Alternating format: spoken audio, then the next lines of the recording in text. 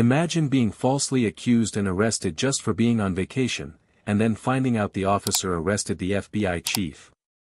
Sounds crazy, right? If you want to hear how this unbelievable story unfolded, drop a comment telling us where you're watching from, like this video, share it, and subscribe to my channel for more jaw-dropping stories.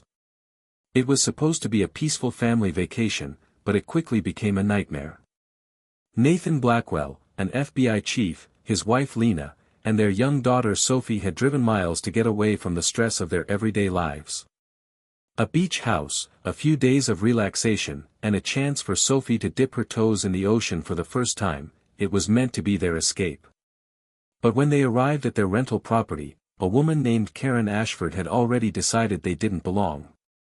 As they unpacked their car, Karen approached with an air of entitlement, glaring at them as if they were intruding on her territory. "This is private property," she yelled, her voice laced with venom. "You people don't belong here." Her accusations came fast and loud, targeting the Blackwell family for no reason other than the color of their skin. She marched up to them, ready to confront them with the full force of her prejudice. Nathan, a man who had risen to the top of law enforcement through sheer determination and intelligence, stood still. His face remained calm, but his posture stiffened, sensing that the situation was about to escalate. Lena, trying to remain composed, reached for the rental agreement in her bag, hoping that paperwork could end this confrontation before it went too far. But Karen wasn't interested in facts. She didn't care about documentation. She had already decided what she saw, a family she deemed unworthy of being there. The tension in the air thickened, and as Nathan prepared to show Karen the rental contract, something unexpected happened. Karen, undeterred, made a call. "I need the police, right now," she said, her voice dripping with urgency. What followed would change everything for both families, but at that moment, the Blackwells had no idea how deeply their lives would be impacted by this woman's assumptions. The sound of sirens grew louder in the distance, and Nathan could feel the pressure building. Karen Ashford, still standing with her arms crossed, looked self-assured, as if she had already won. Her face was flushed with excitement, the kind of satisfaction someone feels when they think they've uncovered a crime. "You people are clearly up to no good," she muttered under her breath, as though she had solved some great mystery. As the police cars screeched to a halt, the officers jumped out, guns drawn and ready for action. Nathan's heart sank. He knew what was about to happen. Lena held Sophie's hand tightly, trying to shield her from the growing chaos. It was becoming clear that this wasn't just a misunderstanding anymore. The officers, with their hands on their weapons, treated the Blackwell family like they were dangerous criminals. Nathan spoke calmly, his deep voice steady despite the rising tension. "We're staying at the rental property. We have every right to be here." But the officers, not listening to reason, simply barked orders at him, demanding he step aside. They were so convinced they were in the right, their bias clouding their judgment entirely. The fact that Nathan had been placed in handcuffs made the situation all the more surreal. At that moment, Lena knew they had to de-escalate this quickly. She tried to reason with the officers, but Karen was too determined to see her assumptions become reality. With every word, the police grew more hostile, and the situation, which had already become tense, seemed poised to explode into something far worse. Unbeknownst to everyone present, help was on the way, but it wouldn't come from the police. The Blackwell family's fate took a dramatic turn when 3 sleek black SUVs with tinted windows screeched to a halt on the beach. Lena felt a flicker of hope as she looked at the vehicles, not understanding what they were or who could be inside. The officers, still holding Nathan in handcuffs, seemed to freeze at the sight of the federal vehicles. The doors of the SUVs swung open, and out stepped men and women in sharp black suits, walking with the unmistakable confidence of those who had authority. They wore dark sunglasses and carried badges that gleamed in the sunlight. The officers on the scene, who had been so certain of their actions moments ago, suddenly looked like amateurs. The lead agent, a man with a calm, commanding presence, strode towards Nathan, his face unreadable. "Release that man," he said to the local officers, his voice unwavering. The police officers, still in a daze, could do nothing but step back. They had no idea who they were dealing with. "This is FBI business," the agent added, turning to Karen, whose face was now filled with shock and confusion. Nathan, still in handcuffs but standing tall, slowly turned toward the lead officer. His voice rang out with a quiet authority that made everyone pause. "You just made the biggest mistake of your lives." The atmosphere shifted instantly. The crowd, the officers, even Karen, were stunned into silence. They had no idea that the man they had just treated as a criminal was one of the highest-ranking officials in the FBI, tasked with protecting national security. Everything had just changed. The silence that followed Nathan's words was deafening. Karen Ashford, who had been so confident in her accusations, now stood frozen, her eyes wide in disbelief. The officers, once so quick to act, now found themselves caught in a web of mistakes they could not undo. As Agent Thornwood, the lead FBI agent, revealed Nathan's identity as the FBI chief of counterterrorism, the weight of the situation sank in for everyone involved.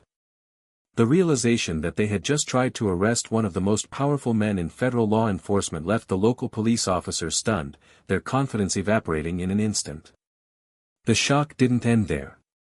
Agent Thornwood, sensing the gravity of the situation, spoke up. "We've been monitoring Ms. Ashford's properties for some time," he said, as everyone turned their attention to Karen. The crowd, which had been watching the confrontation unfold, now murmured in disbelief as they learned the truth. Karen, who had been so eager to accuse an innocent family, was now the focus of a federal investigation. "Your vacation rental properties have been linked to a money laundering operation," Thornwood continued, his words delivering a crushing blow to Karen's credibility. "And your racial discrimination has been well documented." Karen, who had been brimming with self-righteousness just moments ago, now looked like a woman whose entire world was crumbling. The federal agents had exposed her for the racist, dishonest person she was. Her life was about to change forever. Meanwhile, Nathan, still in handcuffs but calm as ever, looked at the officers and spoke with a quiet authority that was impossible to ignore. "This is exactly why I do what I do." He had spent his career fighting for justice, and now he was witnessing it firsthand. His family had been victimized, but in the end, it was Karen who would face the consequences for her actions. The tables had turned completely. The Blackwell family, once targeted by discrimination, had emerged victorious in a way no one could have predicted. The shift in power was palpable as Agent Thornwood laid out the facts. The police officers, once so sure of their actions, were now completely out of their depth. Murphy, the lead officer, who had been aggressive and dismissive just moments ago, stood frozen as he realized the mistake he had made. His face drained of color as Thornwood spoke. "These officers," Thornwood said, pointing to Murphy and his partner Stevens, "have a long history of racial profiling." The crowd, who had been watching the confrontation with growing unease, now gasped in shock. "This is the kind of behavior we've been monitoring for months," Thornwood continued, making it clear that the systemic issue went far beyond this one incident. Murphy, still in denial, tried to play it off with arrogance, but it was clear to everyone present that his career was over. Meanwhile, Karen Ashford, who had orchestrated this entire disaster, was now facing the full brunt of the consequences. "Your properties are being investigated for money laundering," Thornwood added, his words striking Karen like a thunderbolt. "And your discriminatory actions are being documented as part of an ongoing civil rights case." Karen's face turned pale as the weight of the situation sank in. She had gone from being the so-called victim of this encounter to the center of a federal investigation that could destroy her life. The officers who had once backed her now stood awkwardly, unsure of how to proceed, knowing their involvement in this debacle would cost them dearly. In that moment, Nathan Blackwell, though still handcuffed, stood tall. He had just witnessed justice being served, not only for his family but for countless others who had faced similar injustice. "This is what happens when truth catches up with lies," he said, his voice steady. It was a fitting end to a day that had begun with racial prejudice but would end with consequences for those who had wronged them. As the situation unfolded, Nathan Blackwell began to realize the true magnitude of what had just transpired. The federal agents surrounding him were now in full control, and Murphy, the officer who had caused all this chaos, was nervously fumbling with his keys as he worked to undo his own mistake. Stevens, the younger officer, could only watch with growing discomfort as the reality of their error became clearer by the second. The most shocking revelation, however, came when Agent Thornwood made a stunning announcement. "Ms. Ashford has been under federal surveillance for months," he said, as Karen's face twisted in panic. "Her properties are part of an ongoing investigation into money laundering." The truth, so long buried, was now exposed. Karen, once so sure of herself, was now the focus of a federal probe that would unravel her life. She had accused the Blackwell family of being criminals, but in reality, it was she who had been running a criminal operation. Nathan, still in handcuffs but with the calm authority of someone who had fought for justice his whole career, turned to the officers. "You just proved why I spend my life working for civil rights," he said. His words were powerful, a quiet reminder of the work that still lay ahead. The officers, stunned and ashamed, could only watch as the tables were turned completely. The Blackwell family, victims of racial profiling and prejudice, had been vindicated, but it was Karen and the officers who now faced a reckoning. And as the federal agents moved to arrest Karen, the Blackwell family stood together, knowing that they had triumphed over injustice, but also aware that this was just one small victory in the ongoing fight for equality and fairness in America. The fight for justice is far from over, Nathan thought, but today, for his family, justice had finally been served. This story serves as a powerful reminder that assumptions and prejudice can cloud judgment and lead to serious consequences. It teaches us that standing up for what is right, even in the face of injustice, can change the course of events.